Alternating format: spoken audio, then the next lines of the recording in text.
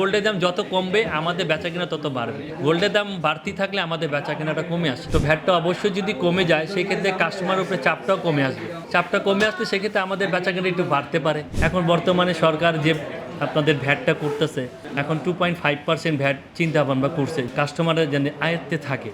আগে 5% ভ্যাট আমরা নিতাম, এখন রিসেন্টলি এটা সরকার হয়তোবা আমাদের 2.5% করে দিতে পারে। সেক্ষেত্রে কাস্টমারের জন্য অনেকই ভালো হবে, ভ্যাটটা ওনাদের জন্য একটু সচ্ছলবোধ হবে মনে করি আমরা। কাস্টমারের নাগালের যদি সব কিছু থাকে তাহলে তারা কেনাকাটা করতেও মনে করে স্বচ্ছবোধ করে। তো ভ্যাটটা অবশ্যই যদি কমে যায় সেক্ষেত্রে কাস্টমারের উপরে চাপটাও কমে আসবে। চাপটা কমে আসলে সেক্ষেত্রে আমাদের বেচাকেনা একটু বাড়তে পারে।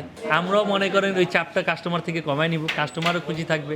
আর আপনার যদি মেকিং চার্জ 6% আছে ওইটাও যদি একটু কমে আসে সেক্ষেত্রে কাস্টমারের মনে করেন আয়ত্তে থাকবে কেনাকাটাটা। আমরা চেষ্টা করি গোল্ডের দাম যত কমবে আমাদের বেচাকেনা তত বাড়বে। গোল্ডের দাম বাড়তি থাকলে আমাদের বেচাকেনাটা কমে আসে।